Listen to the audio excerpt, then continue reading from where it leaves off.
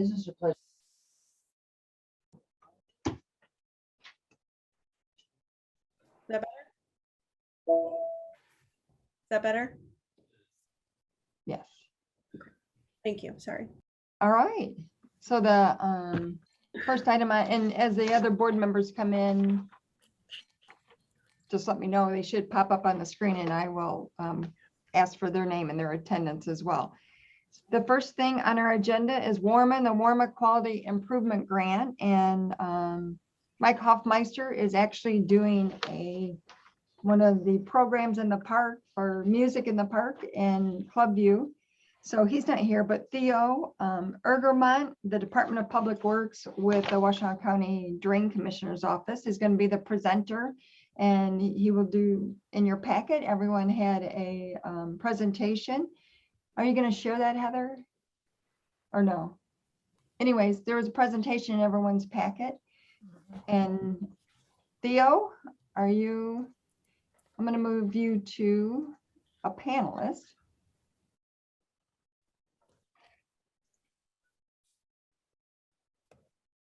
Theo, is your face here?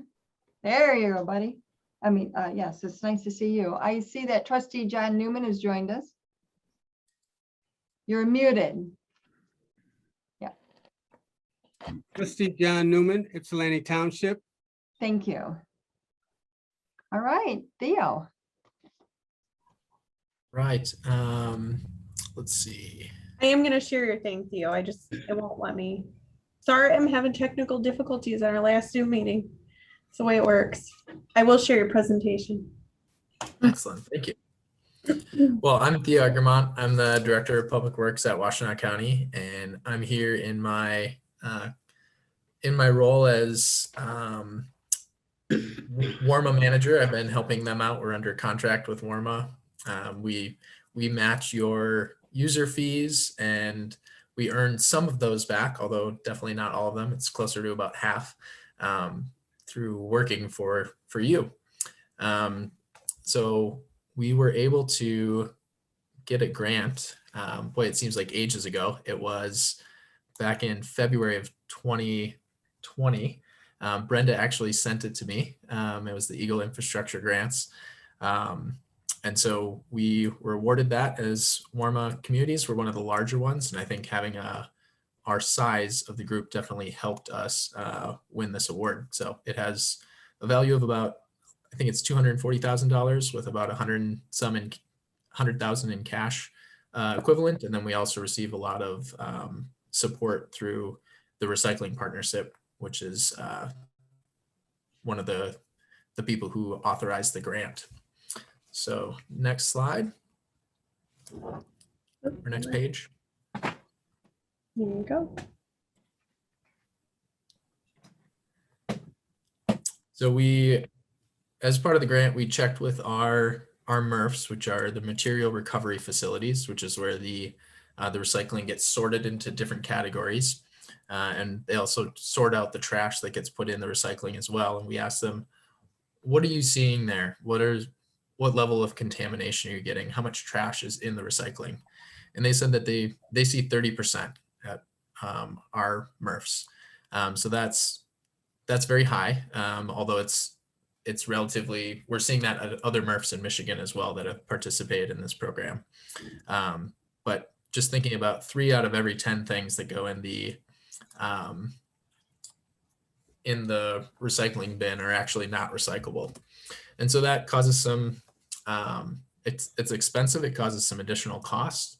And it creates some safety hazards for workers. If the wrong things are in there, like lithium batteries, for example, or propane tanks, those can cause explosions. Kent County actually had a fire at their MRF, and that's very expensive and causes safety hazards for humans as well. And then there's also things that get tangled up in the machines, and those you have to stop the whole system, which increases the costs, and people have to climb on these machines, which is not necessarily safe. So it causes a lot of problems. And by putting trash in there, I was just at the MRF yesterday, and somebody had put an oil filter in there, and of course that spills on other things that are could be turned into new products. And so if we're not good at recycling, we end up contaminating other recycling that is good, and the system doesn't work as well. So that's what we're trying to do. We're trying to reduce the amount of trash that's in the recycling. And this is a program that's been done over 80 times in the nation. So it's a set program that's been demonstrated a lot of success. So I'm going to go over how this grant works. It starts with a pre-audit. So we get a baseline of how much contamination there is for our communities. And then we do a lot of education and outreach. Brenda just let me know that she received her card in the mail, giving everyone an idea of what the program is about. And then we do what we call the Feet on the Street program, where we actually send people out to quick check on the top and see if there's contamination in the recycling. And then after we do all the education and we do the tagging portion, then we do an audit at the end of the program to see how effective it was. And the goal through all of this is to reduce contamination by 40%. That's what we've seen in other examples that have run it the way we have, where you can actually reduce contamination by a pretty significant amount. So if you move to the next page. So I'll go through each of those components in a little detail. So with the audit, which is going on right now, what we do is we divert a couple of the trucks to a separate spot in the place where they sort the recycling. They put it into a big circle and they take a section of that. They take a randomized section and then they sort that portion of the truck into the different bins, and they've got 30 some different categories of materials that they put it into, like cardboard, different types of plastics, milk jugs, and then they've got different ones for different types of contamination as well. And so we'll have all that information for each community, and we'll be able to share that with you, what your makeup of your recycling is. So that gives us our baseline, and then we do the same thing at the end of the project. So we'll report those results back to you, and we'll also share this information through a press release once we're all done of our starting and our endpoints. So the education and outreach, this is the first one. We start with a card in the mail to every resident who's receiving these, who's going to be part of the program. And it's all single family residential units. And then starting next week, residents will get personalized feedback. So if there's, if they do have contamination, like you can see in this picture here, somebody's got a 2x4. With the price of 2x4s, I don't know who would be throwing wood away right now, but you've got something in there that is not recycling. And so they'd mark that on their tag. There's different boxes on it. One of the things that we see a lot of is plastic bags, because we don't want people to put the recycling in a plastic bag or have any plastic bags in there. And so if that's the way they did it, they'll mark it and everyone gets a warning. And they'll know, hey, this is what was wrong with your recycling. We're asking you to not do that again in the future. And then we collect that information because it's all marked digitally by township and by city. So we'll know, in Ypsilanti Township, this is a problem that we're seeing more often than in other townships or vice versa. So we'll have data that we can work on after the program to say, oh, this is something that we see a lot. Let's do some targeted outreach to let people know this is something that we can do better on. And so we'll send a follow-up postcard in the mail to everyone with the most common thing that we see, letting them know, please don't put your recycling in a bag. So next one. But we're also doing a lot of other education and outreach. So aside from the info card that I talked about and the tags, and there's a close-up of the different tags, we also are doing a radio program. So one of our WARMA board members went on issues of the environment, and that should come out either on the 23rd or the 30th. I had heard it could be for either one of those slots based on their membership drive. But so we'll have a slot on the radio for Issues Environment on WEMU. We're doing a lot of social media through Facebook and Nextdoor to let people know. We've offered it to townships to post, to put in like newsletters that they've got. And one of the cooler things that we've done is we've created I guess we shouldn't say we created it, but we've contracted for services where you can use the recycle search. So if you go to warma.org, you can actually type in different materials to see if that material is collected in your area. So it'll have you type in your address, and then you can type in something that you aren't sure if it's recyclable or not, like bottle caps is one that I see come up from time to time. And you can type it in and it'll say bottle caps are not recyclable. These are something that would go in your trash, or pizza boxes, and it'll say only recycle them if they're not greasy. And so there's different things that people can get some individualized or some feedback on things that they're curious about so they can become better recyclers. So the tagging process, this will start next week on Monday, and each one of the communities will be tagged for 4 collection cycles. The first time, everyone will get a warning if they've got something that's contamination. And you may get a warning in a later date if you didn't have a warning in the first date. So it's important to think about it in terms of the first time that there was contamination found is when you would get a warning. And then the second time you get a tag that's a little bit different. It's red, and it'll say, please fix this item and we'll collect your recycling next time. So they turn the cart sideways, and there's the red tag hanging off of it that says, you had contamination in your cart, please remove it. And then you can put your cart out and they'll collect it in the next recycling cycle. So the team that goes out and does this, they've been doing this for a while. Actually, most of them, I think it's at least 10 out of the 12 people who are doing this have been doing it in Canton, where Mike is where he lives. He got a tag for putting some styrofoam in his bin, so you can give him a little bit of grief. But he had to correct that, and then they were able to pick up his recycling the next time. But because we have a well-trained team, they can go particularly fast. They say that they can tag 100 carts in an hour. So they're going really, really quick, just flipping the lid open, taking a glance, marking it if it needs attention, and then moving on. One of the things that I'm sure you're concerned about, and was one of the questions that I had, was, are we going to lose people? Because we want to encourage participation. We don't want to have people fall out of the system. And Kent County, when they ran this program last fall, they actually found that throughout the program, they saw an increase in people who set their cart out to the curb. So when they started, they only had, I think it was like 52%. It was in the 50s.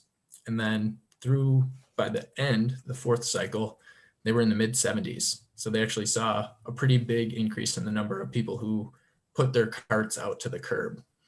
And they were able to reduce by over 40%. They did some things afterwards to follow up, and they continued to see those gains in reduction in contamination. So locally, we've seen some very positive results with this, and I'm excited to see how it works. So we'll report back, but I certainly want to take your questions of what are your questions for me? Board member, do you have any questions? Debbie? Oh, no, that was my hand hoovering over your name. I'm sorry. Are there any board member questions? No. Yeah, Sheila? I have. Oh, I'm sorry. I have a question. Okay, Mr. Newman? I was looking at the pictures, and they had the blue containers that roll. Are we going to get those, or will we just use our red cartons? Yeah, you'll use the cartons that you typically have. Okay. Although I will note that I've been in contact with Mike. There's a couple of grants available right now and I've offered some support.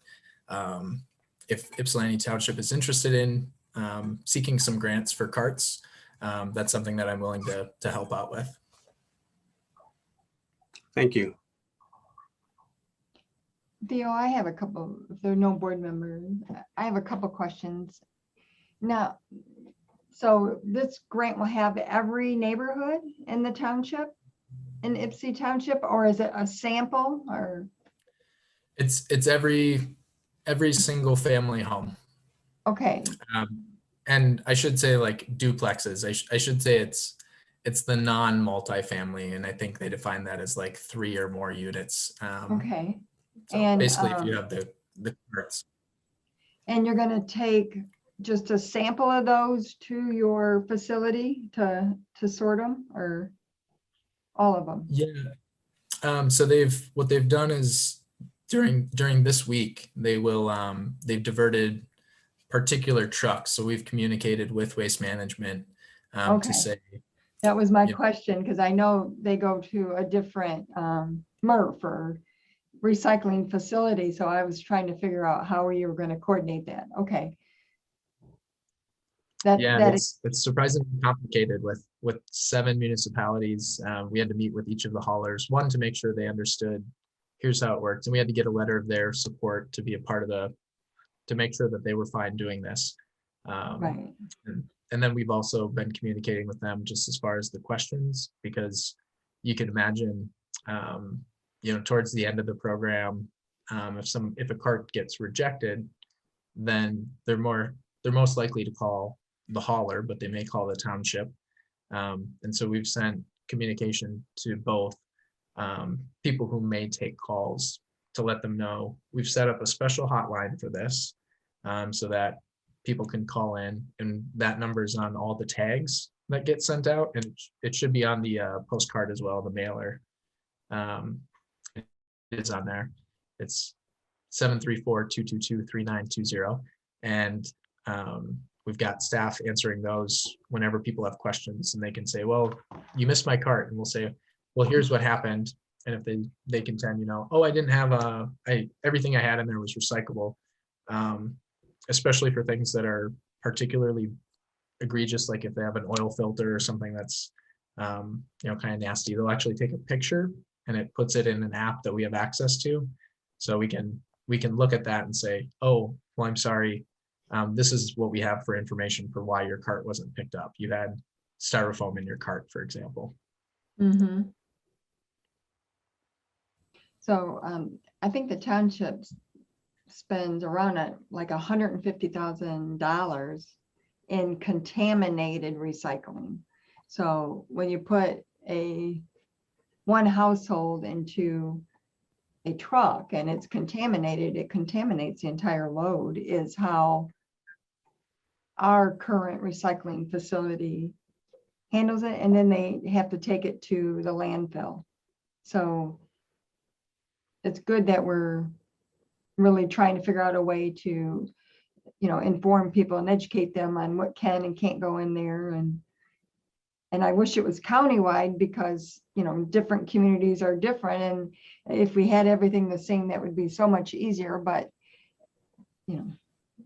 we don't. So I don't know how to get there, but maybe through the regional recycling group that we have, eventually we can get there where everyone has the same standards.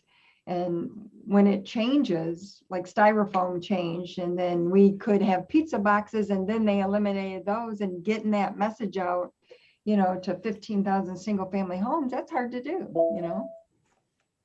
So I think this is a great opportunity to get a picture of, where we're at, what can we do better, and how can we make sure residents know what happens when you have a contaminated container.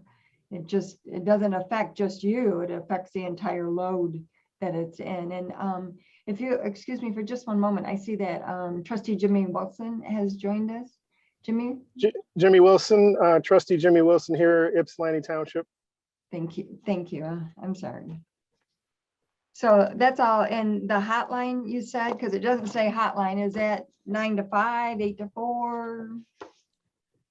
Realistically, we have different people in the office at different times. I'm typically in the office, so it'll typically be 8:30 to 4:30, but we do have Okay. staff in the office until 5.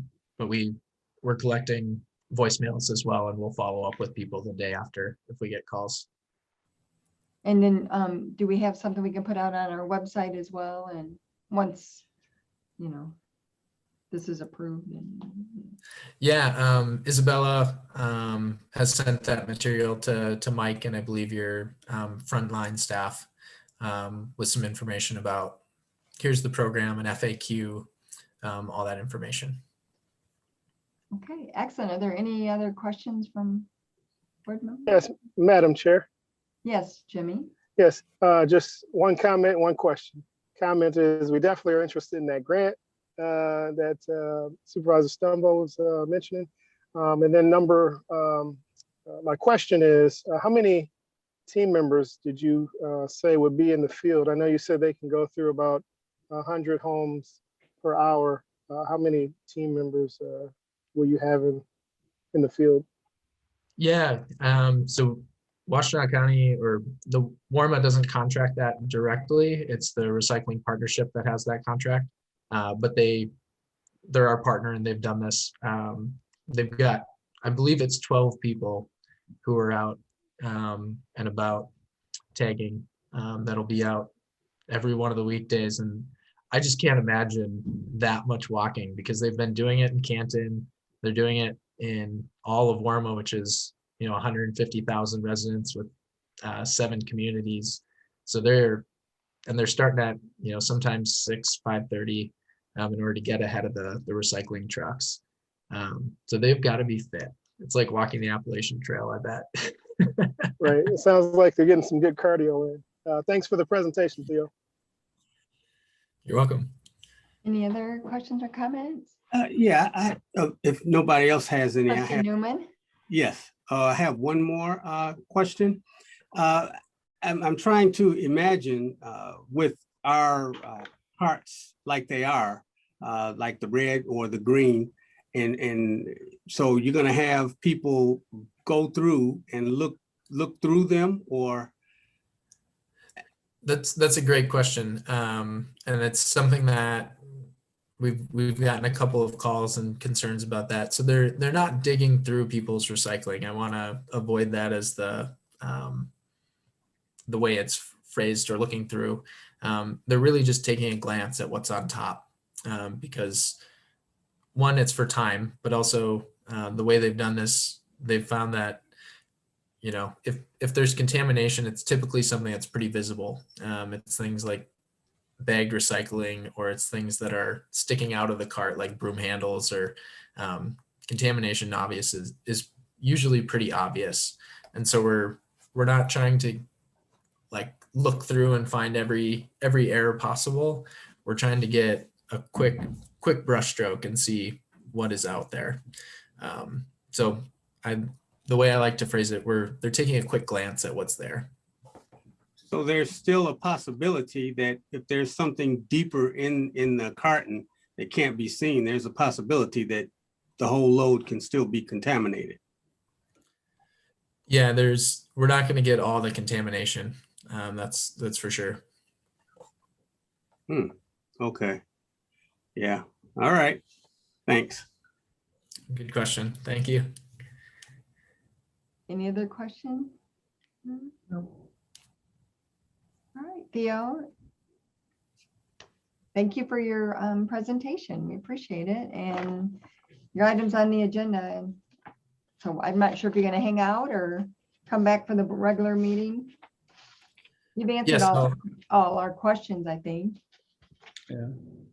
Excellent. Okay. Yeah, I'll be back to listen in if you have any questions about adding. Yeah, some residents yeah. might have. Yeah. Okay, thank you. Thank you. So now is there any public comments? I don't know if there's any. Seeing no hands raised, we'll go to consent agenda. Minutes of the June 1st work session and regular meeting, statements and checks, and the treasurer's report. Any questions or comments regarding that? Where did Jimmy go? Was Jimmy?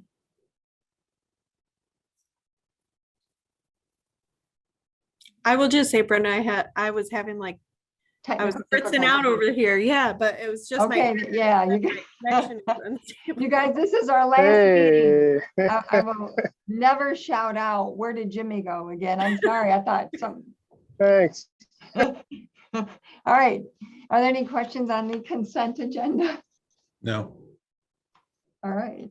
Attorney Winters will be at the regular meeting. He couldn't make it to the work session. He was working on one of the township cases.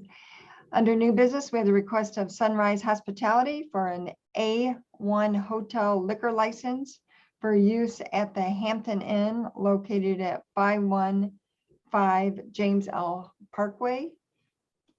And I think the petitioners are listed as attendees. Stan, did you want to give a Sure. report? Sure. Last week, the liquor committee, trustee Wilton, trustee Swanson, and myself met with the applicants from Hampton Inn and Suites, which does business as Hampton, but it's Sunrise Hospitality. They were requesting an A-hotel liquor license, which is a type of license that would come out of our remaining quota. This facility, according to them, has been open for about 5.5 weeks as of last week. So I guess we're at 6 weeks now. So it's still relatively new.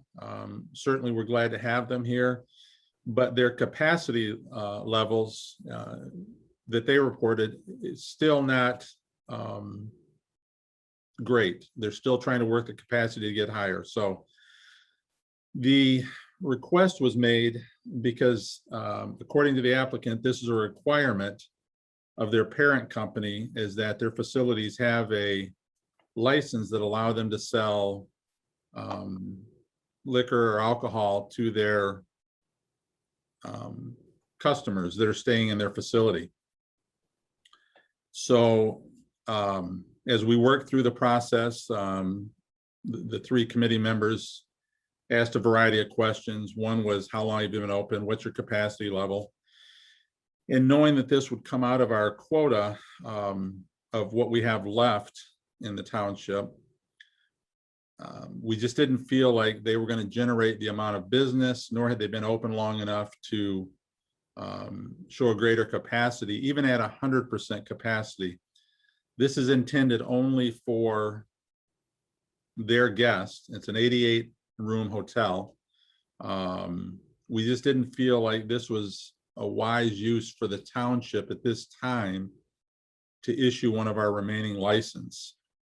Instead, what we did was advise them of the multiple licenses that are available in escrow here in Washtenaw County that they would be able to purchase, albeit at a higher cost. They would be able to purchase a license, even a Class C license they could purchase, and then the Michigan Liquor Control Commission could assist them into transferring that from a Class C to an A hotel license. So they do have remedies and avenues available outside of the township.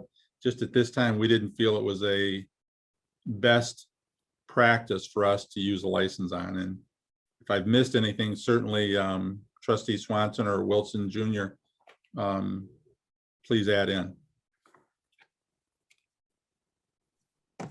Any other comments? Questions? The petitioners, would they like to say anything at this time? All right. There we go. Okay, I do see a hand from Mr. Patel. yeah. No, I am unmuting them. Mr. Patel?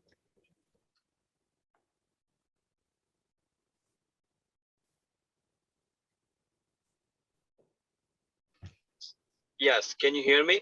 Yes, we sure can. If you could state your Yes. name and for the I'm a record. Hitesh. Sure. I'm a Hitesh Patel.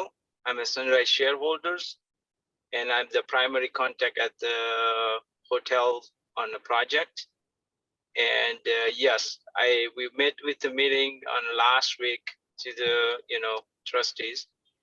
And at that time, yes, they did address it to, there is an escrow account, you can able to get the license. The way we look at to buying escrow accounts, that would be the more cost we are considered, because we are not like full service restaurant or bar, something we could generate and what you pay that much amount to get the license. So we was also option to look at if township have 5 available, if they can let us to borrow for 5 years, and if you needs it, we can give it back to you, something like that, if there are provision available, something like that. It's just borrowing types, and if it's township need it, you can have back, so that way we can able to serve as a guest for, something like service, Okay.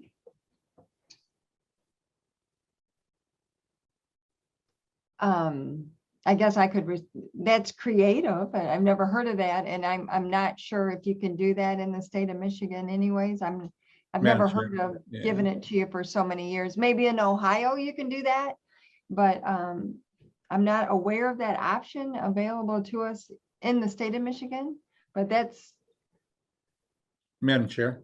creative, yes. And I know Director Radzik's on as well, and maybe he can clarify if I'm wrong, but I don't believe in the state of Michigan that we could issue it to a third party and then request it back. I know there was a case several years ago where at least one applicant made mention that if they were to have left the township, that they would give that back, Right. that license back to Ypsilanti Township. Unfortunately, the Michigan Liquor Control Commission doesn't see it in that same vein. And once the license is issued to a third party, no matter what, if there's a written agreement in place or not, they've indicated they would not enforce that. And there would be no way for us to retrieve that license back. And maybe again, if Mike's on, he could clarify if I'm wrong on that, but I don't believe we could do that. That's my understanding as well, but we're not lawyers, so. Right. All right, Well- Miss, go ahead. Can you hear me? Hello, yes. We can hear you. hello. We can hear you. Yeah, this is Bhogi Patel. I'm one of the director at Sunrise Hospitality. I live in Jackson here, and I used to have when we had a hotel, Holiday Inn, we used to have a full license here. But the Hampton Inn, it does not require to serve the alcohol. It's like a bottle wine or bottle beer selling to the guest. So is there any other provision to have that kind of limited service license? Yeah, I'm not sure. Because Yeah, I don't Yeah, know. it's really hard to hear you too. I'm sorry. Oh, Are you on a cell phone? yeah, I'm on cell phone, yes. Okay, yeah. Let me put it a little closer so I can. So we are going to sell the bottle, like a bottle beer and bottle wine, but we are not going to serve at the hotel. So if there is a small ma and pa store, they sell the beer and wine. The same thing we're gonna do at the hotel, because the hotel corporation requires hotel to sell the liquor and beer and wine. Hmm. So we are not going to open the bottle. We're not going to serve in the cup, anything, because we're not going to generate a lot of revenue out of it, but to serve the customer, our hotel guests, we ought to, sell those things.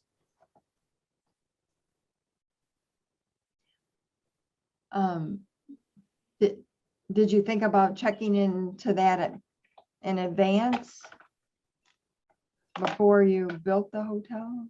If No, that- we did not, but Mhm. it's a new addition or new requirement, from the hotel company. And we would like to fulfill that requirement. Yeah.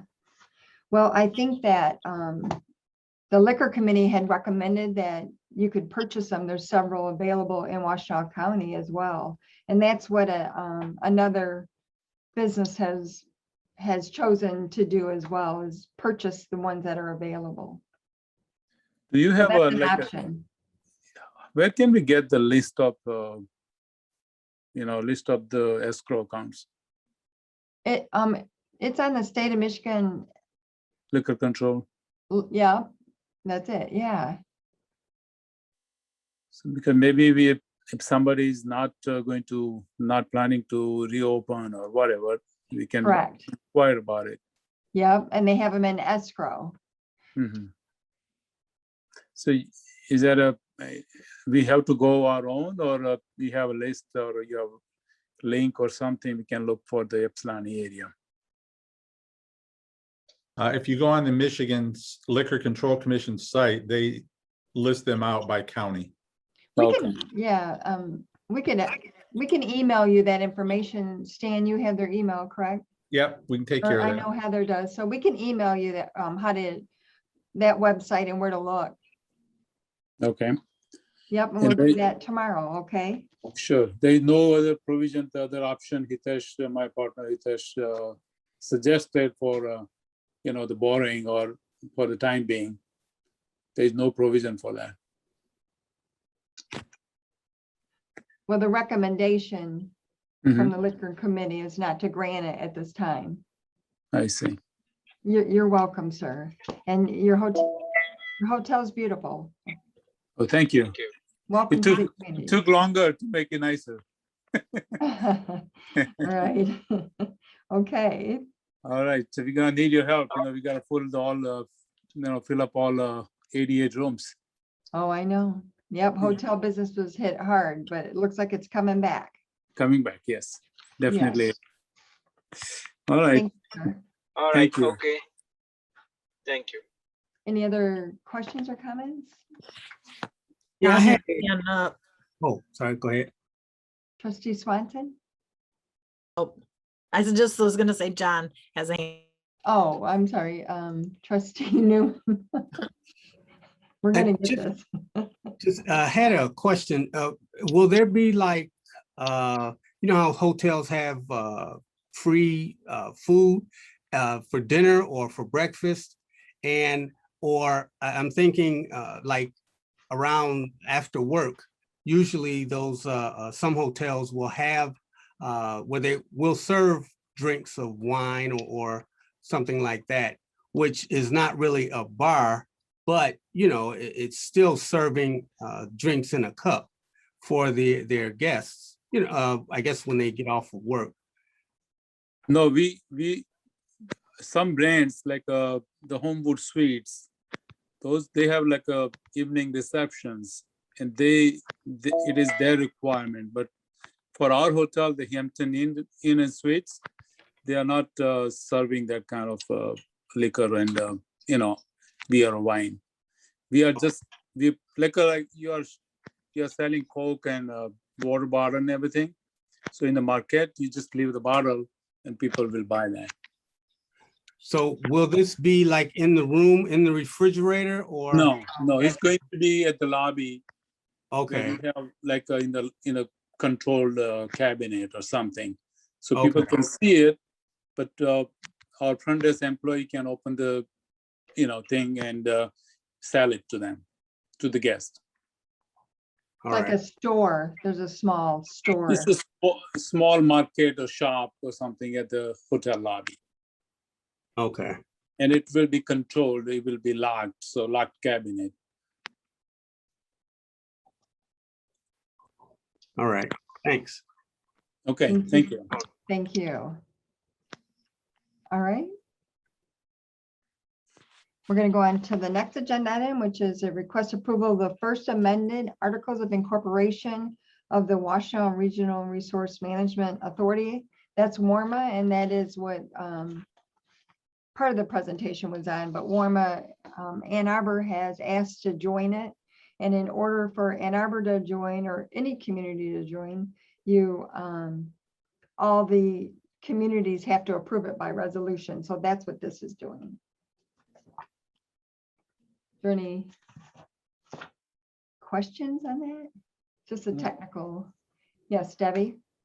Yeah, there was a section where they talked about like if it was dissolved, and it talked about how the cost, or if there were environmental costs, that they'd be distributed amongst the partners equally. And I wondered about that, in that the communities that are partnered, especially if you add Ann Arbor, it just seems like there would be different populations and there'd be different resources in each community. And I wondered about that part where it said what the environmental could be. And then You know what page that is, Deb? I'm trying to. it's towards the end, I think, where it was talking about If we get sued. or something? sorry. No, if it was. Is it where I'm somehow screen it sharing, was Debbie? dissolved, then it would be shared equally or applied equally, like if there were environmental concerns. And so I wondered about that part, just because I usually, when you have a situation like that, it would be, the liability would be based on something other than just distributed equally, because everybody doesn't have the same population or the same funds that are generated. So I just wondered about that part, especially when you're adding a big entity like the city. Trustee Swanson, is it the article that I'm screen sharing right now? Any amount of deficiency, yeah, will be prorated equally amongst the constituent members. Any funds required to satisfy an obligation incurred. And then there was a part that talked about environmental. Maybe that's like audit includes the details of the total liabilities. So I wondered like what that means when you're prorating it, if it's going to be equal and there's nothing that factors in. Each community is not, I don't know, like, are we contributing exactly the same amount? And that's why it would be. Yes, everything's the same and everyone gets one vote. So just because you're a larger community, you don't get more weight either.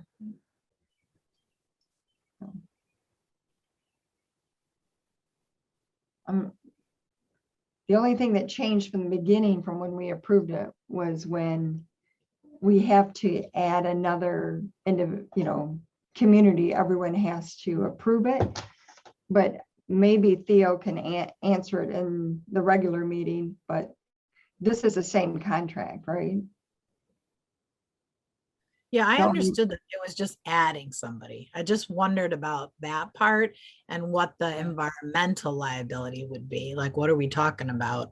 Because there are, environmental issues that are happening in the county, especially with different entities. And I didn't know what that meant. Could we be liable for something that isn't within our community that could be a costly liability that will be distributed equally? I just wasn't sure what that meant, because it just said like environmental.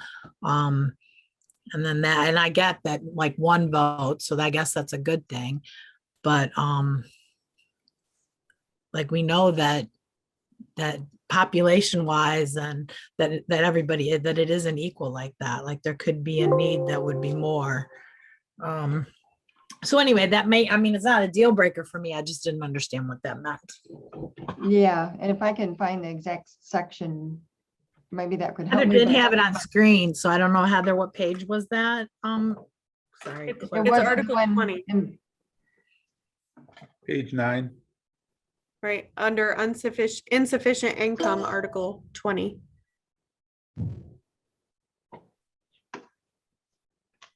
I And maybe it's just something that was put in there and it's never been used or, I don't see it environmental in there, all right, well, let me look and see. but that's just me. Yeah, no, it might not be that part there. There was another part. That's what I think. I think you're referring to something Environmental, else. but this was the part that talked about how everything would be distributed or prorated equally. So if they hire people and for some reason they needed more money in order to, pay that person, then everyone would have to pay equally. Like if you had an audit and you were at a deficit, which I don't think that would ever happen, but if it did, then people would have to pay equally to bring it so that we're not at a deficit. That one section, this section is on page what, 11? Yeah, I The believe it's- environmental thing is page 11. It's under section A. Yeah. For any environmental liabilities. Thank you, Clerk Rowe. I mean, I wondered, what does that mean? What might be a potential environmental liability that this organization or collective organization might, what Yeah, I might, don't know. Doug might remember he approved it back then, and I'm sorry. And that's okay. I'm just, I I can't, know it's the first time I'm laying eyes on stuff, so I'm just, yeah, and we can send it, and ask that question for clarification. But okay. 'cause I don't remember. I'm sorry. I don't remember. I can Theo answer. might know. Yeah, if you'd like. So Hey, it's Theo. hey. Sorry, I thought your regular meeting was a little bit later. Apologies. It is. We're still in work session. We're talking about the amendment to add Ann Arbor to the group. Gotcha. Yeah, the language that you just reviewed about any liabilities, it's required language in order to form an authority. And so one thing that we discussed when we had when the group formed that Brenda was really great in vocalizing was that we're never going to be able to have a landfill under this. That's not the business we're in. So that's stated. But the language still exists that we're required to have that language about liabilities, and that was created and forced into your articles if you want to form an authority, even if you don't have a landfill. So that's the kind of liabilities that may exist if you were owning a landfill. There's a lot of liability that comes with that.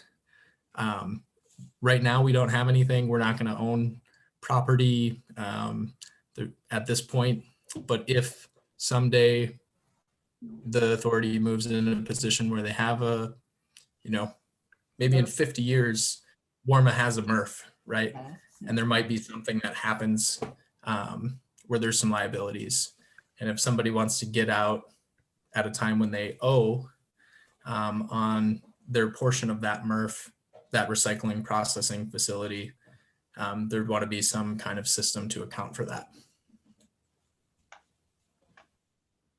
Thank you. Debbie, did that explain it? Better? Yes. Thank you. Yeah, thank you. Whew, I would have never remembered that. Legalese thing. Thank you, Theo. Any other questions or comments from board members? Jimmy's gone again. I don't know where Jimmy went. He's showing on the Jimmy. screen. Seriously, Jimmy. All right.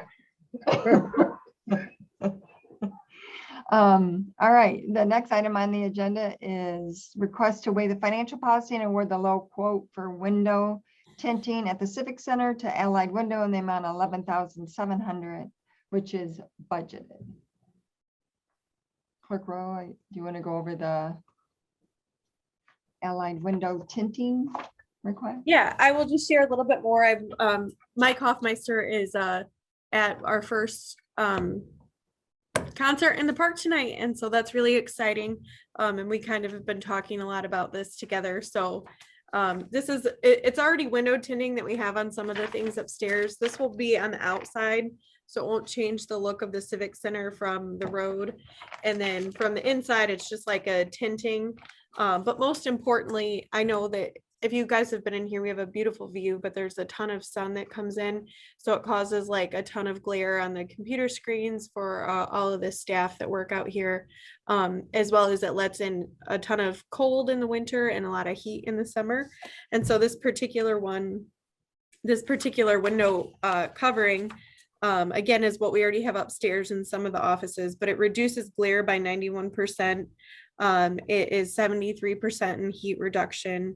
And then it also is 81% for fading, like if you have any furniture, books, anything that you would like store around the window. So those are all some great, specs about it. And I'm trying to think if those are like the big three things for me. But there's a whole little chart on, the specs of it. So if anyone has questions, I can send that to you. But I know that a lot of the staff here are really excited to just not have that glare on their computer screens, because it just makes it difficult. And then also with COVID, we've, had all those plastic shields up between us and the counter, and it makes it really difficult to actually see the residents when they come in. And I know myself, I'll be like, is that someone over there? I can't see. And, it just feels so impersonal, and we want to be able to service our residents to the best of our ability. So looking forward and to doing this project. If you have any questions, hopefully I can answer them. No, I have one. So I noticed that there was a statement on the invoice that said that the workers would not be wearing masks when they were installing. And so I wondered if our safety committee has had a chance to review that and think about, I can understand them making that decision for their employees, but I would like our committee to make the decision about how that Yeah, rolls so out in the building. if I can answer that for you, Debbie, that's actually on the other quote. So we included both companies that provided quotes for this, and that was under the Michigan tinting, but the company that we're going with is actually the Allied Window. Hold on one sec. I'll screen share that with you just to show you. It's hard to screen share and talk at the same time. Can't multitask. So we're going here with Allied Window tinting for the 11,700, or that's the proposal anyways. And then actually it's the Michigan tinting one that gave this other quote of $27,000. And that is where they talk about the masks right there on page 3 of their proposal. So we're not going with that company to do the work. Okay. That's thank not you. the proposal. I keep saying That's my mistake then, and not noticing that no, difference. that's okay. So do we know Honestly, that it this, confused me too. yeah, do we know that this other company is planning on masking or following whatever expectations we have for our employees via the safety committee? I haven't asked that specific question, but I would imagine that Mike Hoffmeister, especially since he's on the safety committee, would have, vetted that. I can shoot him a quick text and give you the final answer on that, Okay. in the regular meeting, but I'm certain that Yeah. we would require that. Okay. If it's part of our policy, then they have to adhere to it. Like you said, Deb, they need to adhere to our policy. Mhm. And I think they do it on a Saturday too. I don't think they come in while we're here to install it. But they might. But if they did, they're wearing a mask, so. Well, I wasn't saying they had to do that. I'm just saying whatever our policy is to keep our employees safe, that's the policy that needs to be followed. Yep. Any other questions or comments? They did look at getting blinds too versus putting this up, and this was more cost effective, but like Heather stated, it also helps with the cooling and the temperature and the heat and everything in this building. So it's a good choice. So I'm glad we're doing it. The next item is request authorized circuit litigation to abate public nuisances for East Michigan Avenue and Johnson Street. And I know Doug's going to discuss East Michigan Avenue at the board meeting. Does anyone have any questions on Johnson Street? No. I mean, it speaks for itself pretty much, right? Yeah. Yep. The next item is the request to formally approve an agreement with DTE for street lighting for the US 12 Phase 2 road improvement agreement. And at the previous meeting, the Board of Trustees authorized of 3 full-time officials to work on an agreement not to exceed $35,000. And Heather and Stan and I met a couple times and met with DTE outside because they have a rule they can't come inside a building yet. So we met at outside on the picnic table and with the ducks and the geese. And anyways, we came up, the final plan is here and it was reduced substantially from what was at the beginning of what they wanted to do. So we're really happy. It's $24,051.60. And I think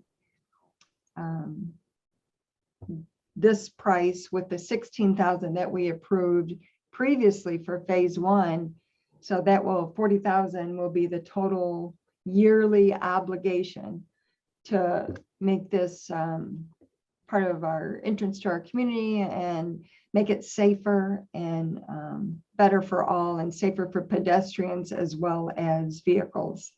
So Stan is really good at this. He can count every light and knows exactly the candle foot and illumination. So it was a good conversation to have him involved. Are there any questions on this? As you know, the US 12 is in progress and the bridge is gone. And so this street lighting will come later in the phases, but we just wanted to bring it back to the board for formal approval, and we'll have to budget for it annually as well. So any questions or comments? Just wanted to say thank you. I know that you've been working on this for a while, bringing things back to us. So I appreciate the work and the effort that's been done to think about the neighbors that live in that area and the amount of light and the change. So thank you. I've heard you guys express that. And so thank you for the work that's been done. Thanks, Deb. All right, the next item is request to cancel the August 3rd Board of Trustees meeting because we have an election. And it was on the schedule, so we have to cancel it in order to formally cancel it. And if we need a special meeting, we will call one if needed.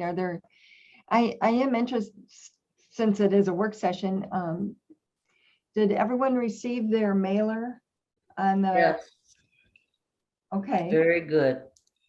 Did you have Very any feedback from residents? Any questions? No. No. This is very Okay, and I didn't either. So straightforward. Yeah. that's good. Madam Chair. Yes.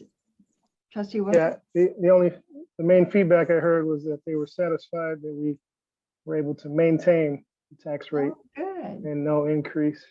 And there was a few comments of they wish we took police services down and maybe brought recreation up, parks and rec, but overall, keeping taxes the same was the main thing that I heard. Okay, good. All right, I just wanted to ask that. And then next item is request to waive the financial policy and purchase 2 radar speed display trailers from Custom Signals in the amount of $12,710, which is budgeted. And oh, everything okay. There we go. We're back at it. And thank you, Heather, for adding this and to the agenda. And it was the late agenda item, but at the same time, I know how important it is to, because we Neighborhood Watch talks about the speeding. And so, I mean, this is the tool to not put a police officer out there, but it'll gather the data of the speeders and they'll be able to assign the police officers when it's busy, as opposed to, putting them out there 24 hours. It'll be more data driven, and it's proven to slow speed down, which is whatever you want else, right? Slow it down, turn it down. So it's part of that campaign as well. It continues, speeding is, and noise violations continue to be the #1 issue in the summertime. So we used to have one, but it's an older version and it doesn't work as well as the new ones do. So are there questions on this? Comment? So there, to my understanding, there are only going to be 2 that we're getting. Yeah, and because the police staff actually move it around. So, we'll get a list of, Okay, yeah, as we get list of people on a street that wants them, then, we put it out there for a certain period of time and gather the data, and then they move it to the next location. You have to set it up and okay. you can't have one on every street. We did put one time we attached it to a pole, and oh my gosh, the residents love that one. But the road commission won't allow us to attach that to the pole. Mr. Winters is doing this. Any questions? Thank you again for allowing that to be on here. The next item is to request to see Madam Chair, sorry, I had my hand. Heather. I'm sorry, Heather. That's okay. I just wanted to say thank you to Mike Razik for helping get those quotes together and preparing the memo as well. Thank you. Thanks for accommodating us too. Now, I have one question. I wondered, is Mike available? Is he with us right now? I wondered about theft or because, it's trailer ready to hitch up and move. I wondered about, are they insured in case we were to lose one, or what happens? They're definitely insured, and we've never had anyone steal one yet. So we've had them for years and years and years. But There's a way to they lock are them up. insured, Debbie, right Yeah. away. Yeah. Mike is on. Yes, I'm here. Can you hear me? Can't hear you. Do you have your face, Michael? I don't see a control for that, but can you hear me okay? Yep. Yes. To answer that question, yes, there is a cable lock system that locks the axle in place. So if someone did attempt to take it, they would have to actually lift the entire rig off the street and put it on a flatbed or some other conveyance method. They wouldn't be able to drag it away. And normally when the police put it on the roadside, they make contact with the residents right there and ask them to help keep an eye on it. And residents, in most cases, our experience has been that they've been very cooperative and assistive with that process. So we've never had a problem with any kind of thefts or vandalism. Thank you. I know you'd be able to tell us. You're welcome. And any other questions? Request to seek the next, to seek bids and come back to the township board with the fire headquarters dormitory bathroom located at 222 Southboard Boulevard. So it just allows us to go out and seek bids for this. Any questions on that? I know the chief is also here, but the bids will come back. Are there any questions from board members? Are you under old business now? I mean, other business? Are you still on that? Are you still on the floor, the bathroom floor? No, we're talking about the renovations of the, Okay, you're not finished. I thought you was finished. Go ahead. okay, we're just, no, is there any questions on the renovations, No. on the bids that goes out? Okay.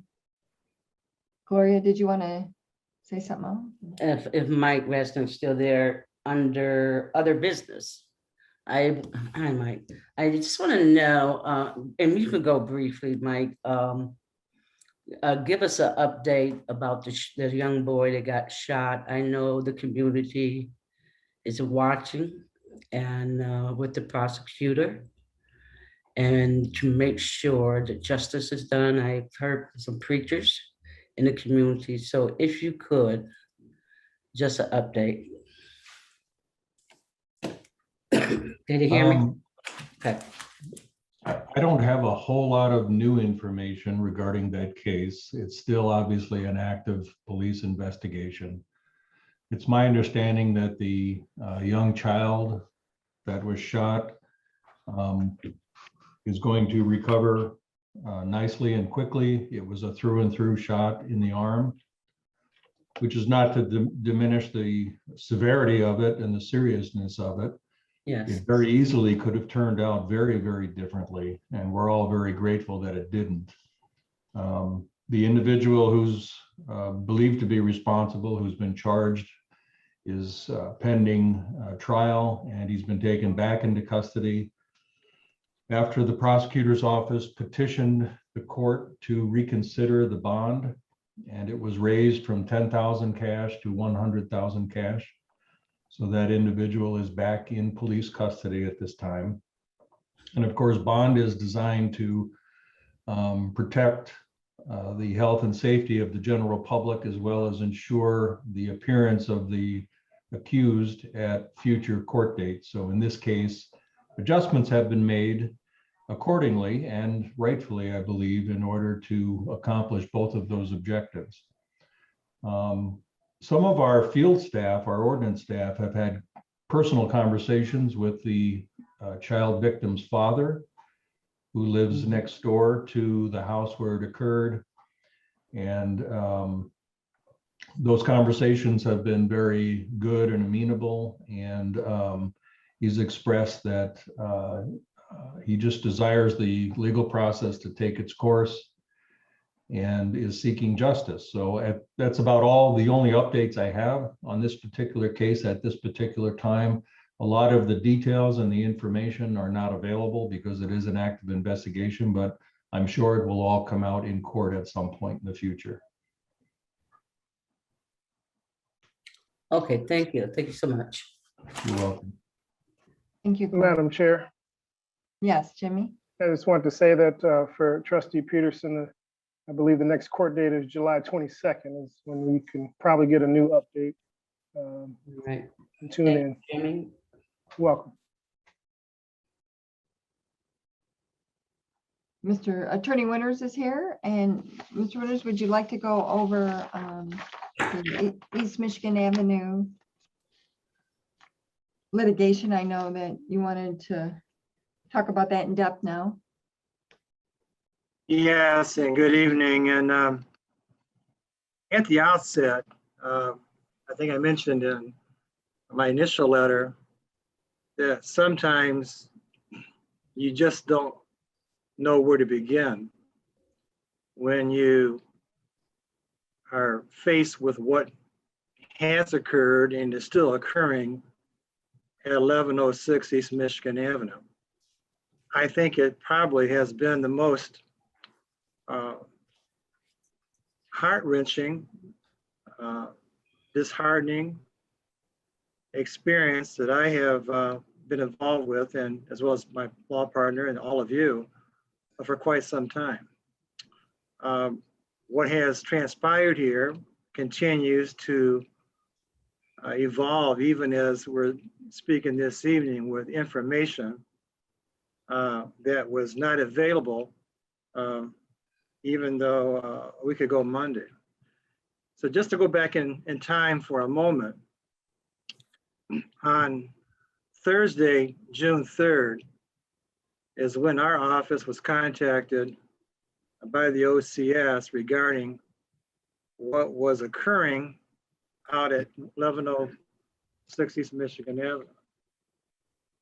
At that time, the OCS had been in contact with the Washtenaw County Public Health and Lara, who's the licensing authority for the state of Michigan, who oversees cemeteries, funeral homes,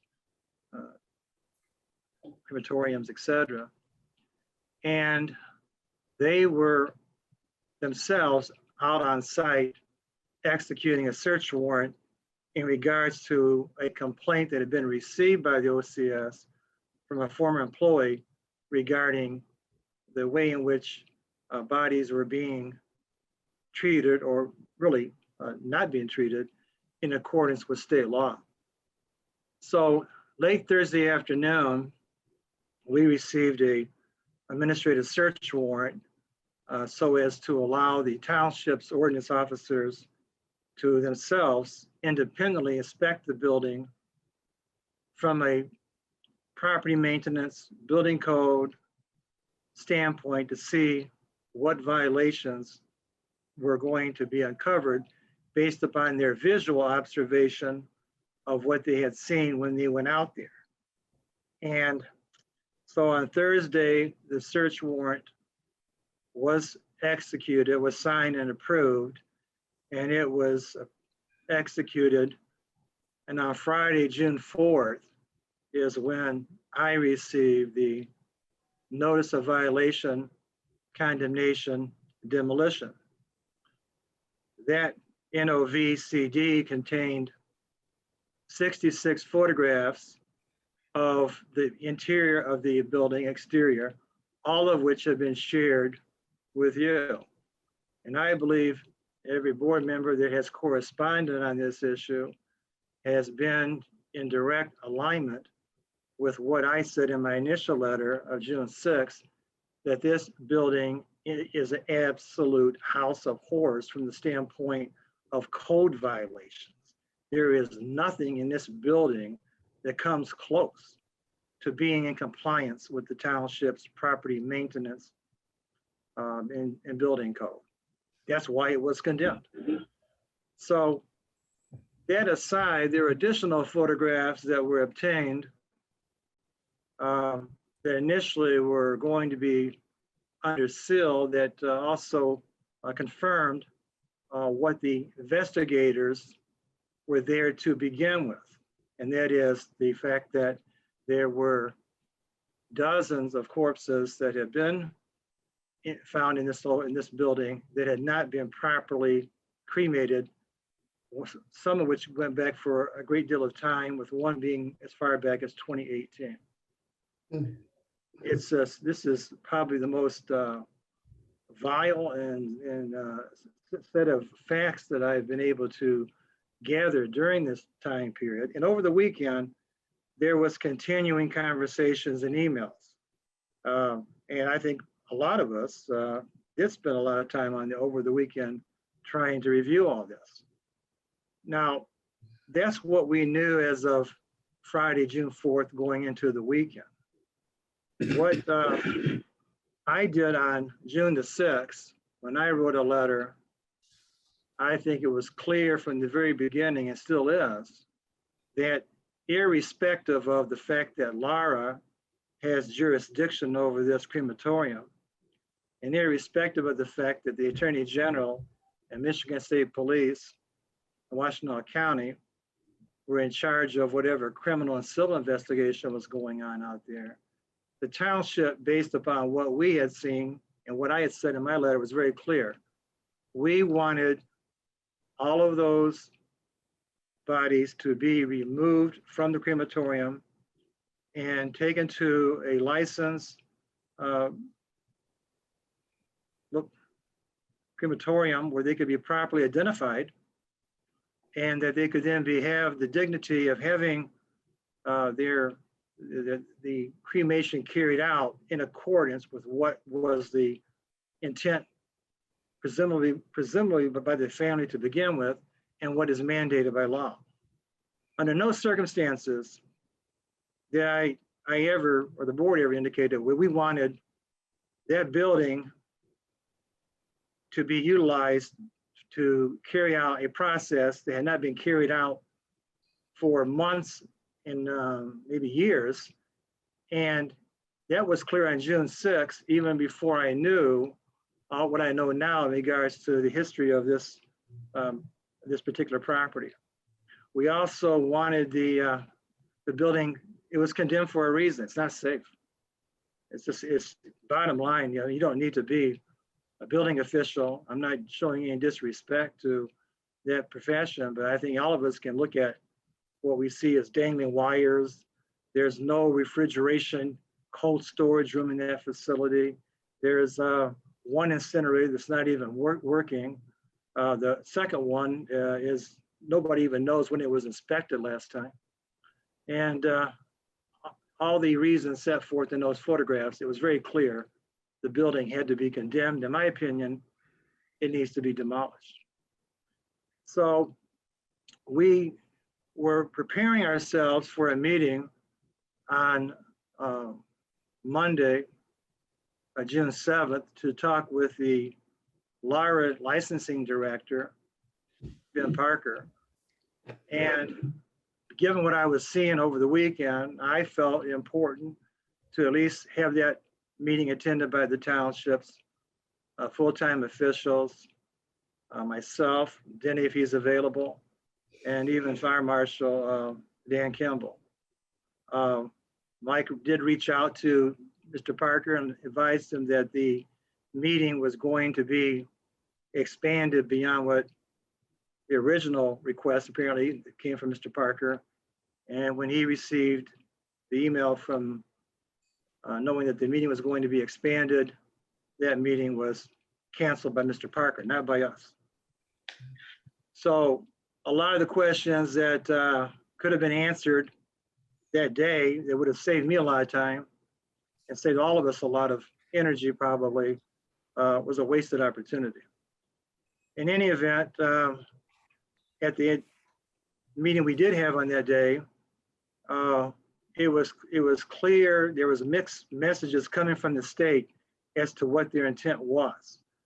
It appeared that they really wanted to somehow still have someone on site that was going to do the cremation, although their own email, these are not my emails. These are their emails. Ben Parker said, well, it would take at least 5 to 6 weeks to complete this process because you have to have 3 separate pieces of identification, 3 separate legal documents before a cremation can lawfully take place. Of the 39 bodies that were there as of Monday, June 7th, 8 or 9 at most had the proper paperwork. And so at this point in time, even though our role is to proceed with the NOVCD, we also wanted to request of the court to have the bodies inside properly removed and taken to a lawful place where they could be cremated in accordance with law, with relatives being notified, because this is not the first time this has happened. This happened in Flint a few years ago. And if I sound somewhat agitated, it's because I am. I've read all this, and there's absolutely no excuse for what has occurred here. And at some point in time, this township is entitled to some very straight answers from Lara as to how this could evolve into what happened this past week. And I'll tell you why in a few minutes. But in any event right now, so that Monday, after we had our own internal meeting, I decided myself just to drive over there. And I parked in that Battery parking lot. The gentleman who owns the Battery place, I know him. So I just parked there and I was just watching because there was comings and goings inside the crematorium. We had placarded the building, but we had not yet obviously filed a lawsuit. So we just got it on Friday, the NOVCD, and it was Monday morning. And so as I was standing there, one of the gentlemen who actually operates the crematorium came over. He recognized me. I didn't know him. He said that he went to school with me. That's possible. But anyways, yeah, I started asking, I said, what's going on over here? This is placarded. What are you guys doing over here? He said, well, right now we're burning drugs that was brought to us by the University of Michigan Police Department. I don't even know if you can legally even burn the drugs. But in any event, that's what he was doing. And he said, I said, well, have you done anything with the bodies since the time the inspections took place off Thursday and Friday, etc. He said no, but he had received a phone call that Saturday morning from Ben Parker telling him that it was a go and that he was authorized to start burning the bodies and that he could proceed with the 8 or 9 that he had the paperwork for. And that's when I said, well, right now, there's a lot of uncertainty even surrounding what is going on over here. We're going to be going to court on this pretty quickly. I have no authority over Laura, but this is not what the township is, it was expecting Laura to do. You got to keep in mind that even in the timeline proposed by Lara, it takes 3 to 4 hours for a body to be cremated. It has to, the incinerator has to be maintained at 1600 degrees. And the timeline of 3 to 4 a day was what was given to us in their email. And that's why they had a 5 to 6 week. And keep in mind, this was during 80 degree, 90 degree weather. There's no air conditioning. There's no cold storage. There's nothing but a disaster, it's just a horror show going on. So in any event, I contacted Mike, and deputy stopped by just to confirm what I just said, what did in fact occur. Stan Eldridge was there with me and heard him tell us that he had been told by Lara to proceed accordingly. And so Johnny did everything within his power to prepare this lawsuit so we could have it filed on Tuesday, which was, this is not the way we normally like to proceed. We just kind of, manner. We filed that. We went ahead and got an order that the judge entered that prohibited occupancy of that building, and also but did allow the defendants to remove any of the bodies to a licensed facility or lawful facility for proper cremation purposes in accordance with law. At that point in time,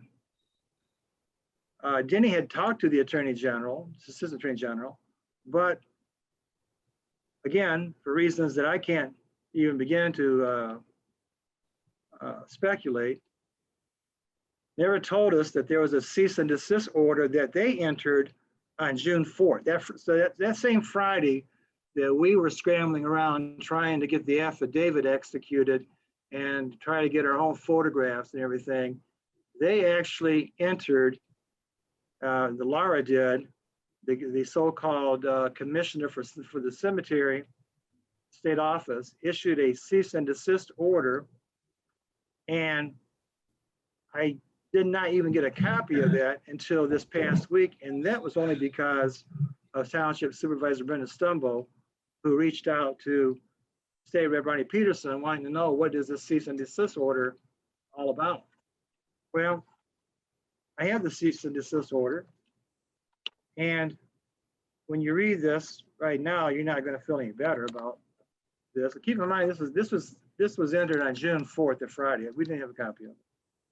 So as part of the cease and desist order, they provide by way of background that O'Neill Swanson II had his license revoked by in 2018 by the Board of Examiners in Mortuary Science for numerous, and in their words, egregious violations of a number of statutes, including the Public Health, Occupational Code, etc. Then, as you continue to read on in this background, back in 2018, the Attorney General charged him with 10 felony counts. Sounds pretty serious until you keep on reading it and you find out that in 2019, he pleaded guilty to 2 of the 10 felony counts, and one of the 2 that he pleaded guilty to was ultimately dropped so long as he paid $75,000 in criminal restitution, which he did. And so, if you can believe this, he was discharged from probation on these felony counts on May 24th, 2021. Why is that important? May 24th, 2021, that's the day the township receives a complaint from a former employee about what was going on over there at 1106 East Michigan Avenue. So you obviously can sort of see that Mr. Swanson is well known to Lara. They took away his license, and in fact, they go through chapter and verse in their cease and desist order, all the things that he had been doing wrong during that time period. They even have one paragraph, which I was surprised to see because I don't think anybody at the township was aware of that this occurred. They even have in here that on December 7th, 2020, last year, that Lara conducted an on-site visit of the facility in connection with a complaint-related investigation of a mortuary science establishment. They never told anybody in Ypsilanti Township that they were in here investigating a complaint regarding a crematorium under which our building code and our township has jurisdiction and oversight of. If they did, I don't know who they told it to because I'm not aware of anything. But they go on to put in their cease and desist order information that I was not aware of initially because again, we were coming in under our authority as the building code and property maintenance code. But in their cease and desist order, they do mention that on May 26th, this is 2 days after the initial complaint came in, that they inspected the premises and the following conditions were observed. I'm not going to read all of these because they're too graphic, but you'll understand, you'll see where some of these are rather jaw-dropping.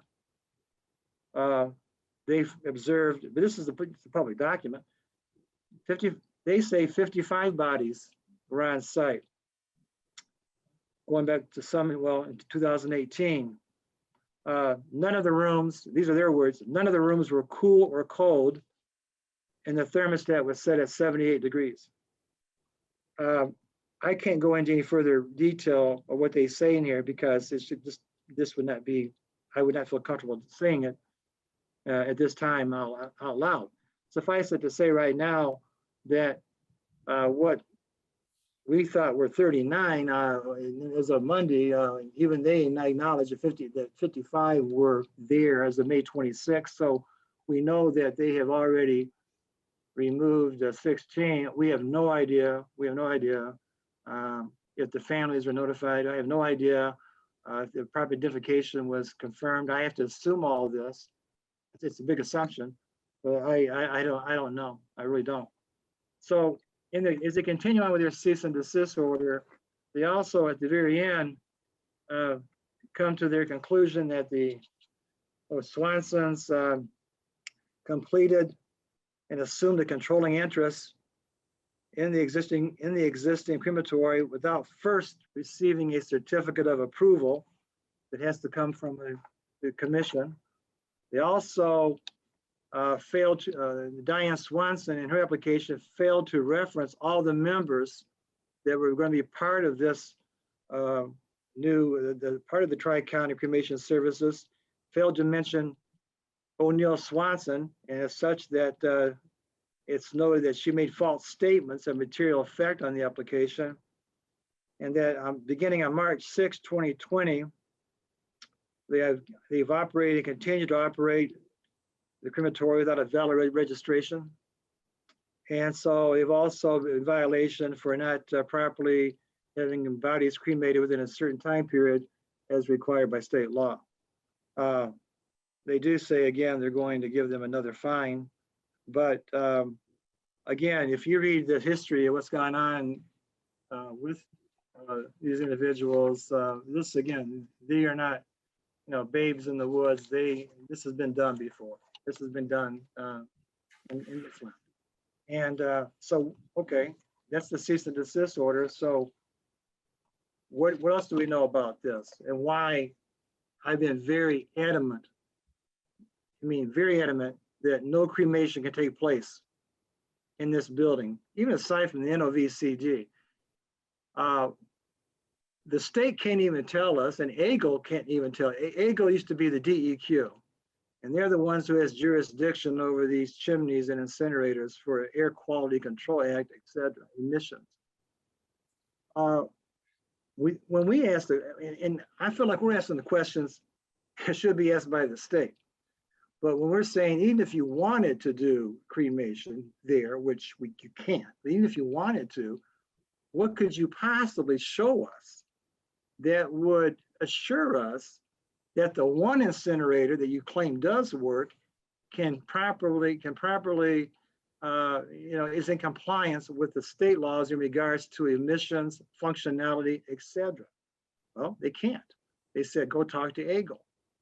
Mike did go on Eagle's website, and all he found so far, and prior to today's letter, he did find that in 2017 and 2018, Eagle made a couple of surprise inspections there, and in 2017 cited them for violations of the Air Pollution Control Act, a number of rules associated there too, and pointed out at how that one of the violations was that their records show that temperature in the incinerator dropping below 1600 degrees on numerous occasions during cremations. This is a repeat violation from an inspection conducted on April 20th, 2017. Mike did receive from Eagle today, in response to a FOIA request regarding the history of inspections and violations and licensing, a response saying, we don't have any records pertaining to this location, so we can't help you. So all that aside right now, I think it's clear right now that our purpose on Thursday is to at least, and I think before I go to Thursday, I will say that then on Friday, June 11th, the Attorney General went to a court in Lansing to get an order because the Swansons were not obeying the cease and desist order. And so in their order that was entered by an Ingham County judge, they also in their order asked for a relief that reads almost like ours, in that they're asking the Ingham County Circuit Court to order the respondents, which are the Swansons, to surrender any and all bodies removed from the crematory building or crematory premises after being served with the June 4th cease and desist order to either Lara and or the Washtenaw County Medical Examiner's Office. And so our order, we did not know about the cease and desist order. We didn't know about any of this until this weekend again. And so our order is consistent that we're asking the court here in Washtenaw County to for them to remove all the remaining remains from the subject property to a location where they can lawfully and compassionately be identified, properly cremated, and returned to their loved ones. That's our language, but it mirrors the language in the Ingham County Circuit Court order as well. On Thursday, the Attorney General has asked for a motion to intervene in our case to simply make sure that the relief that we are seeking and the relief that they're seeking, lines up. I don't see a big controversy about that issue because I think everybody, at least as far as Lara goes and the township goes, I think we're in agreement that the bodies need to be removed from the building. And so there's another law firms involved now on behalf of the Swansons. And so right now we're scheduled for this hearing before Judge Brown in Washtenaw County on Thursday morning. It would be June 17th. I think I'm gonna get my day straight here. This coming Thursday at 10 o'clock. And we hope that we can at least get some measure of order that will have these bodies handled in a way that's truly dignified, commensurate with state law, and someone needs to be held accountable. Well, when I say someone, I don't know if I would just say someone. I think there are a number of parties here that ultimately have to, in my words, have some explaining to do. This again has been going on for a while. We can later on dissect what could have been done maybe a little bit differently. I don't know.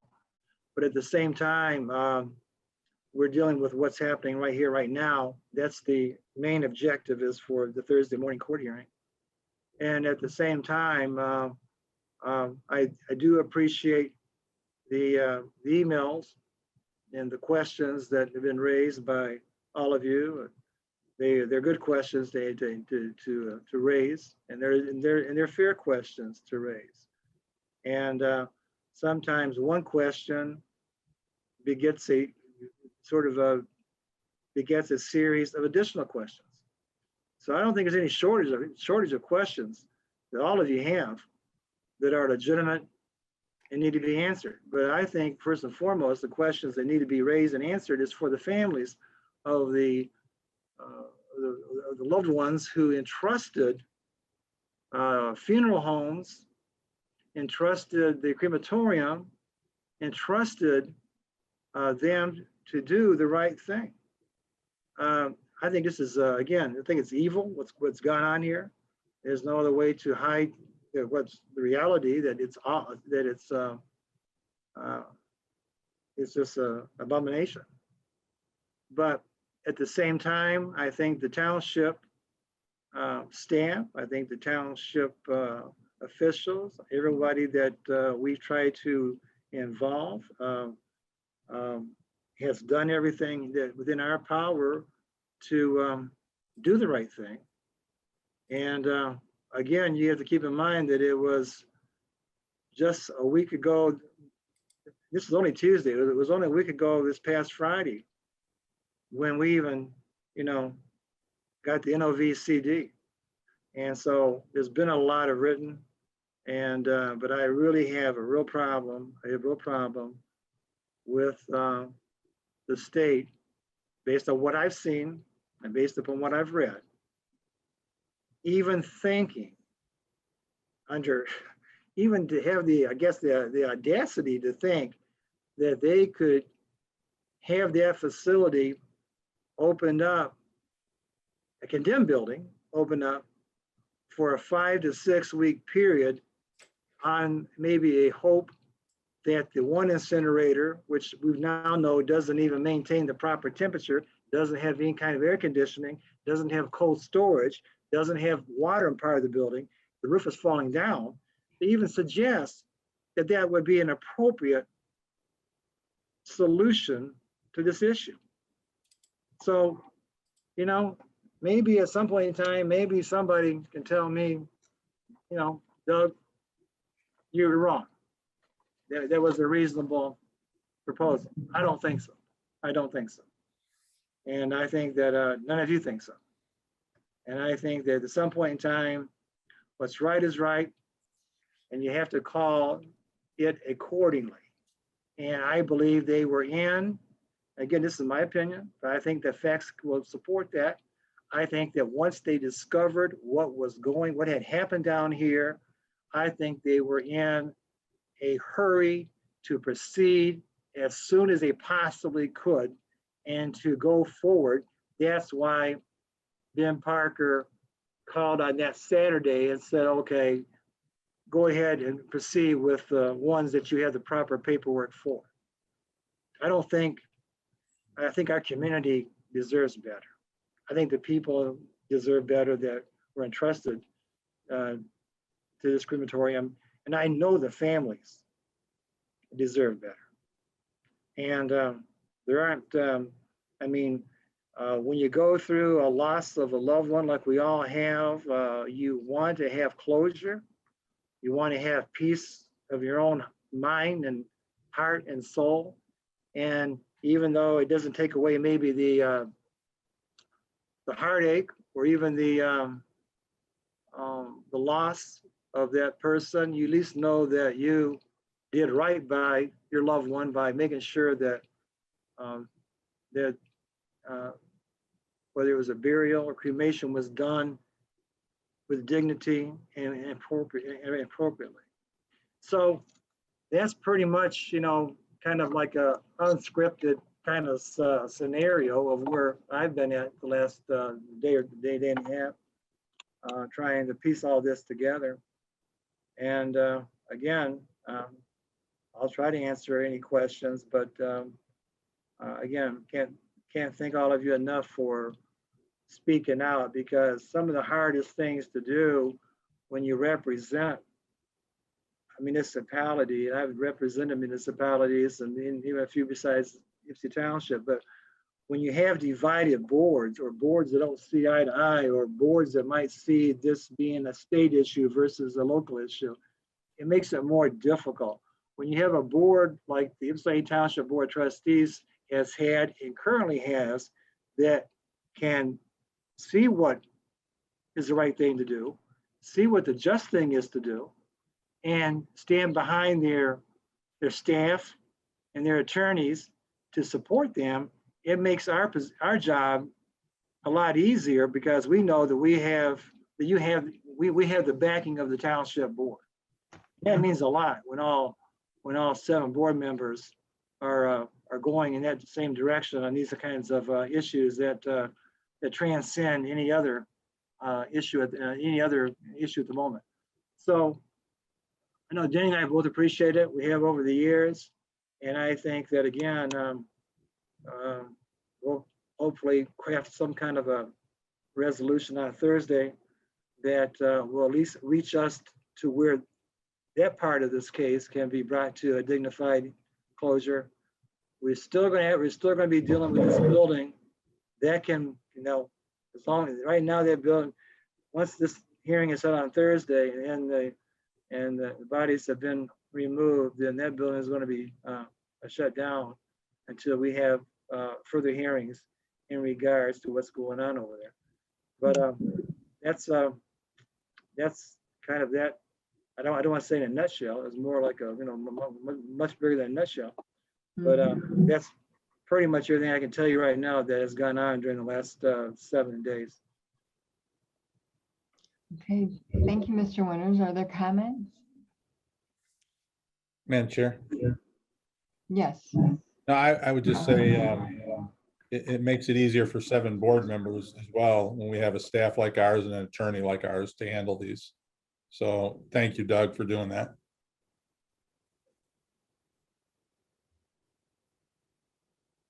Anyone else? Mike Radzik has a hand up. Trustee Swenson? Oh, Mike did? Mike's hands up. Let me go look here. I'm getting my act together. Hi, can you hear me? Yes.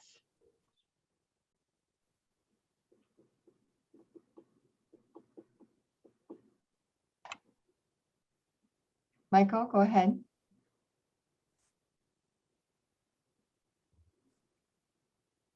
Michael went bye-bye. Okay. He's on mute. How's that? Can you hear me? Yes. Yes. Okay. Oh, here we go. I just wanted to mention a couple of quick things to piggyback on what Doug has said. Just on the human side of things, don't lose sight of the fact that we've got a lot of veteran, experienced staff members who have seen a lot of things over the years.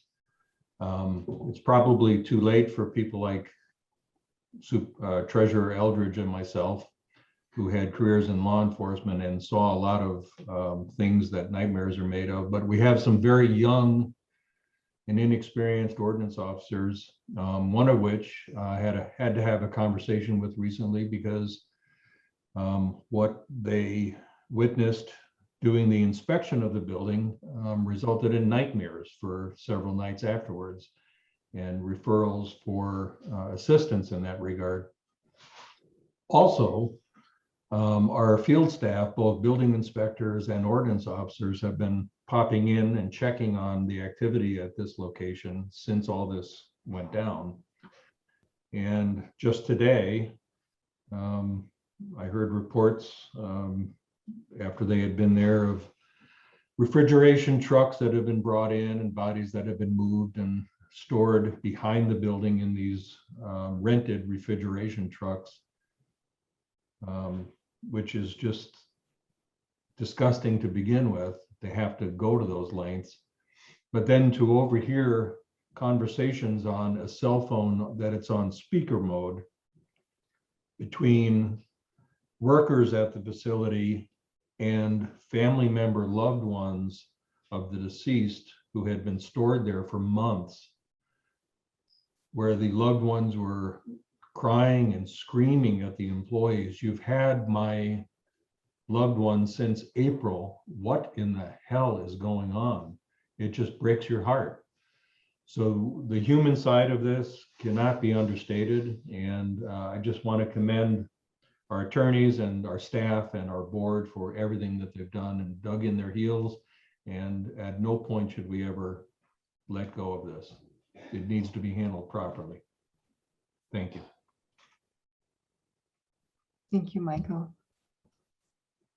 Any other comment?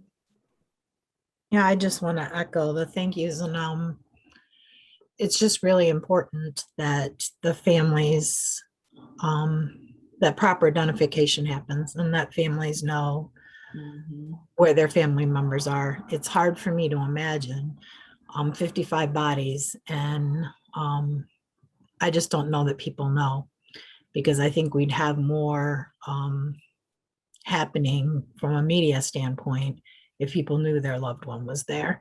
So I cannot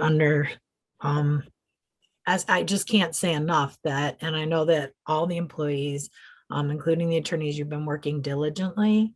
It's easy to ask questions. It's harder to be the person who's got to act on those questions. So I do appreciate everything that's been done, but the judge has to understand that the families and these human remains need proper, dignified, exactly what we're asking for. And I don't want to hear, we don't want to hear that it can't be done. It happens all over the place where remains are found, and they find a way to figure out who it is. And it has to be done. It has to be done right.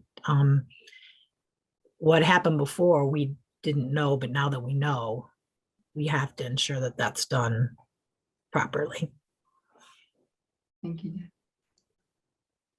All right. Any other comment? All right. Hearing none, that ends our agenda, and the time is 6:49, and we'll be back at 7. Thank you, everybody. And pardon me? We'd like to call the meeting to order at 7 o'clock. We're going to do we have to do a roll call vote and state your presence. I'm Brenda Stumbo, Township Supervisor, and I'm in the Civic Center in Ypsilanti Township. Stan? Stan Eldridge, Township Treasurer, also in the Civic Center in Ypsilanti Township. Heather Giroux, Ypsilanti Township Clerk, also in the Civic Center. Gloria? Gloria Peterson, Ypsilanti Township at my home. Jimmy? Jimmy Wilson, meeting virtually in Ypsilanti Township. John Newman? Trustee John Newman, Ypsilanti Township at my home. And Debbie Swanson. Debbie Swanson, meeting virtually from Ypsilanti Township. All right, thank you. We first item on the agenda is public comments. Are there any public comments? I don't see any. Do you guys see any? Nope. All right, I just want to make sure. I would like to say that Leanne Jackson, our former golf pro and 40-year employee, passed away this morning. So there will be, he was in Florida, and they'll have a celebration of life service here in July or August of this year. So I just wanted everyone to know that. There's a consent agenda. We have the minutes of the June 1st work session and regular meeting, statements and checks, and treasurer's report. So moved. Motion Support. Eldridge. Support Swanson, is that correct? or Heather. Heather, I'm sorry, support Joe Rowe. I'm sorry, question or comments? Hearing none, all in favor? Aye. Aye. Opposed? Motion carries. I know Attorney Winters gave a great update, and under attorney's report in the work session, do you ever have any other issues, Mr. Winters, that you'd like to bring up at this time? Yes, just maybe a couple of minor updates, not minor, but just several. I think we do have, we will have a need to have maybe a special board meeting towards the latter part of June. We have, I say we, HR manager Karen Wallen and myself have had conversations with the ASME staff representative, and we believe we will have a contract that can be approved or considered by the township board in June. That would be good for a number of reasons. And so that we'll probably know the next day or two in regards to maybe what dates that would be good for the board to have a special meeting. If so desired, if not, then it would have to wait until July. The other one is that we were not able to get this on the agenda tonight because DTE was not able to make the final changes to the security camera attachment agreement that we've been working with them since October of last year.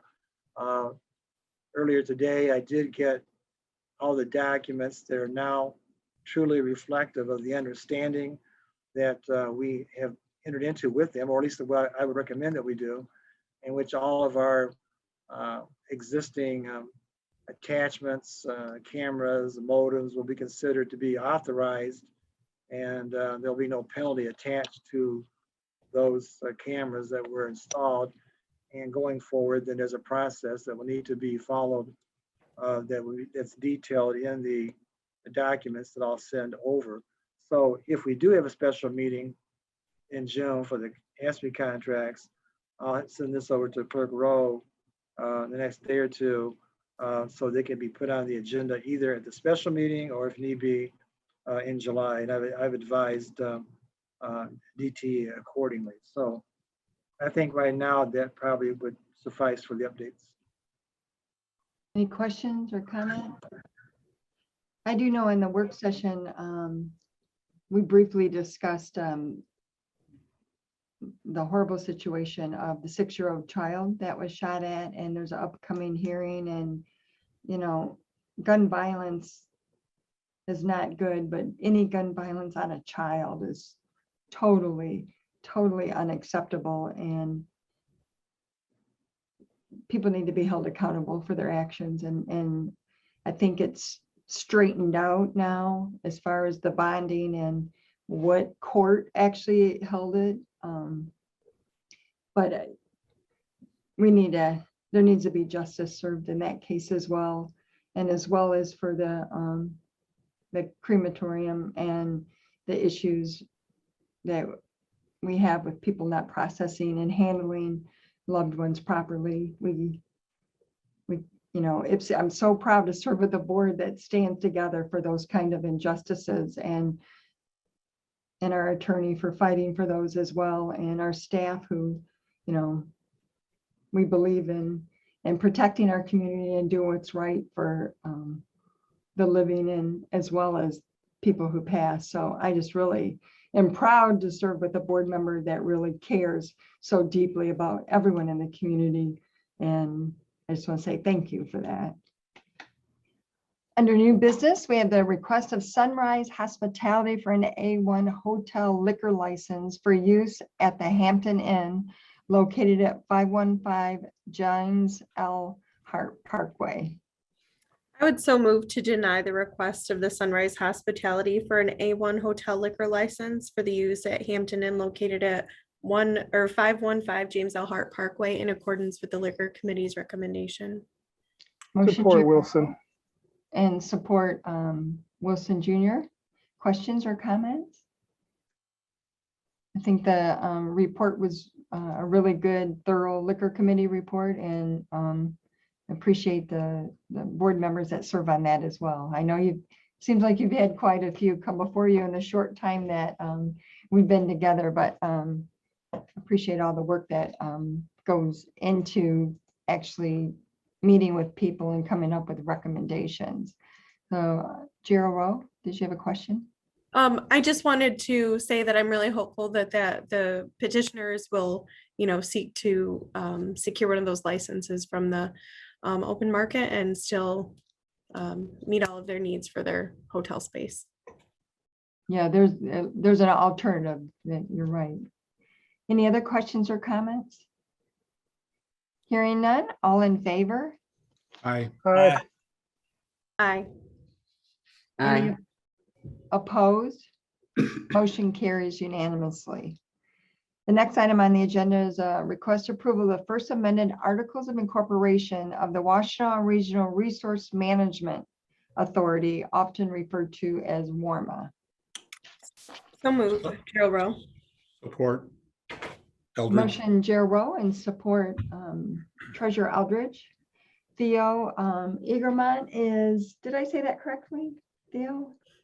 Egremont. Yep, there's no R. I'm sorry. Okay, is also present on the Zoom meeting, or if there's any questions regarding this amended articles. What it's doing is allowing each community who's a current member has to allow any new members to come in, and we vote on it at every, we have to do it at a board meeting, and each municipality has to. In this instant, Ann Arbor is asked to join the regional authority.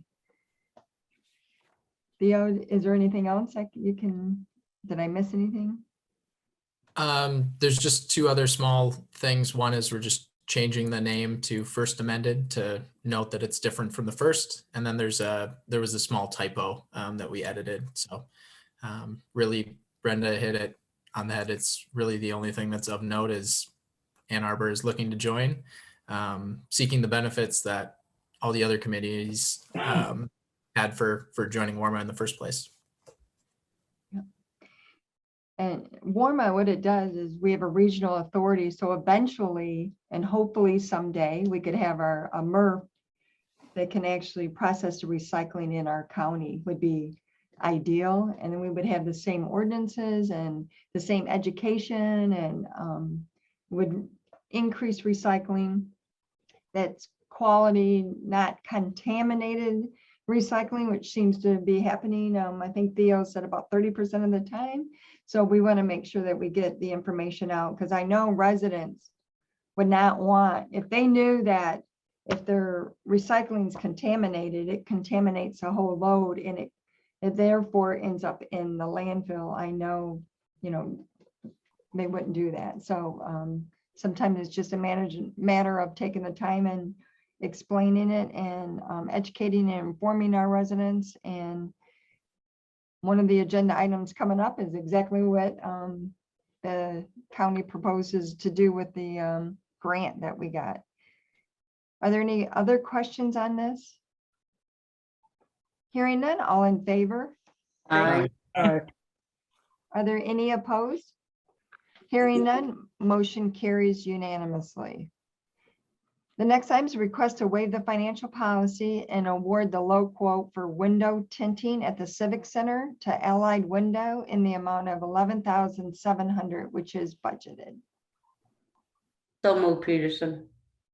Support Swanson. Motion Peterson, support Swanson to approve the request. Are there questions or comments regarding this? So this window treatment will help control not only the glare that can be seen on other computers, but also it'll help with the heat and the cooling in the township since we have so much glass. I do have Mr. Winters, do you have a question? I was just going to request, I just saw what was in the board packet. It does mention that there is a 10-year warranty. So I would just suggest that maybe Mr. Hoffmeister request that we get a copy of that warranty, and so it can be on file with the clerk's office. I'm not sure, what will happen in 10 years, but it's nice to have the warranty on file. Thank you, Mr. Winters. Any other questions or comments? Hearing none, all in favor? Aye. Aye. Any opposed? Motion carries unanimously. The next item is request authorized circuit court litigation to abate public nuisances located 1106 East Michigan Avenue and 109 Johnson Street. So moved, Eldridge. Support Wilson. There's a motion and support to approve. This was discussed in the work session. Is there any questions or comments?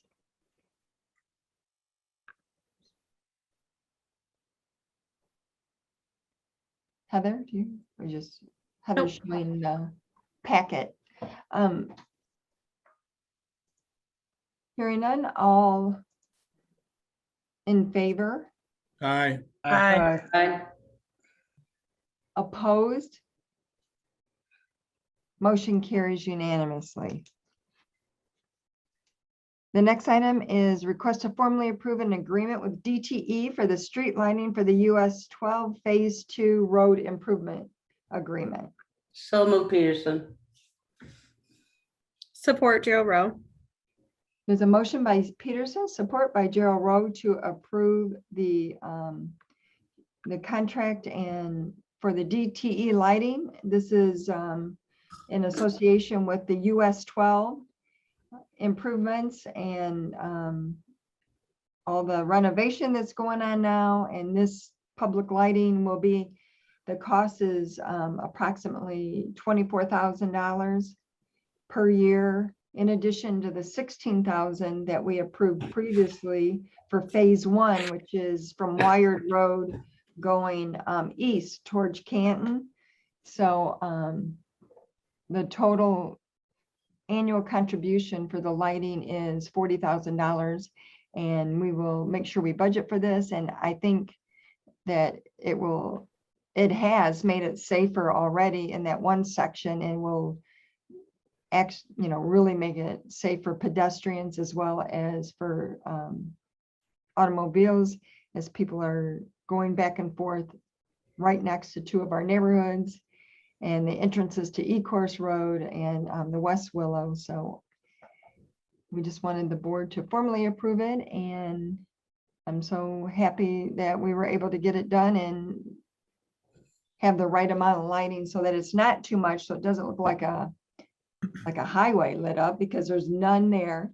So this will be a great addition, and Stan and Heather were really great in meeting with DTE and helping us to move this forward and accomplish it. The project is September, so I'm guessing that maybe they'll be in August.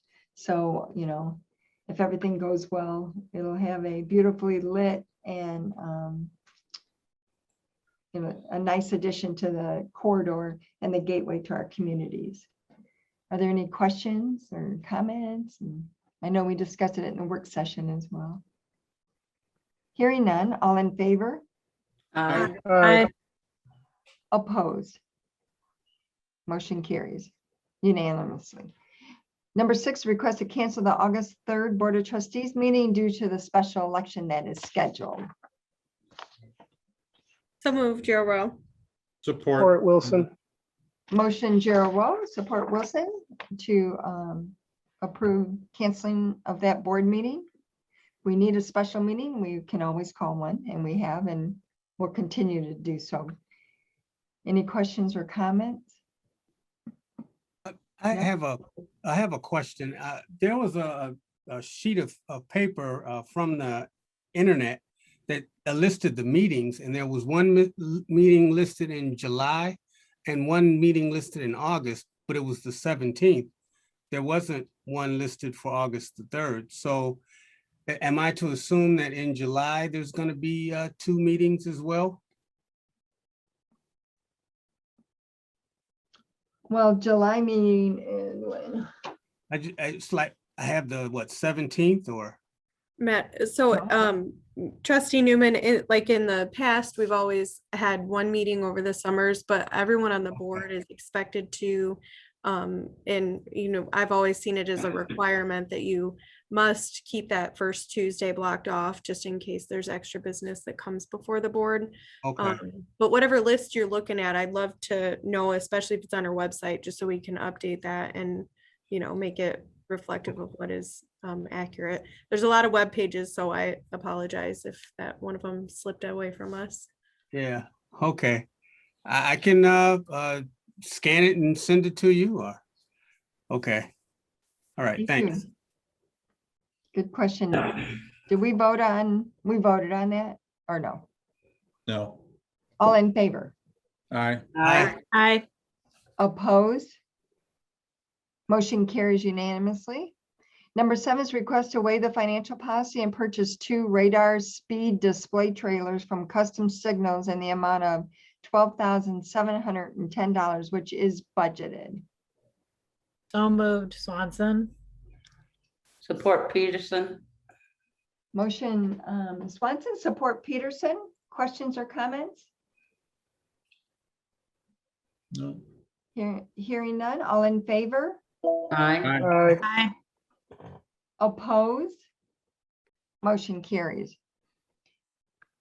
Under authorization and bids, we have the request to seek sealed bids for the renovation of the fire headquarters dormitory bathroom, which is located at 222 South Ford Boulevard.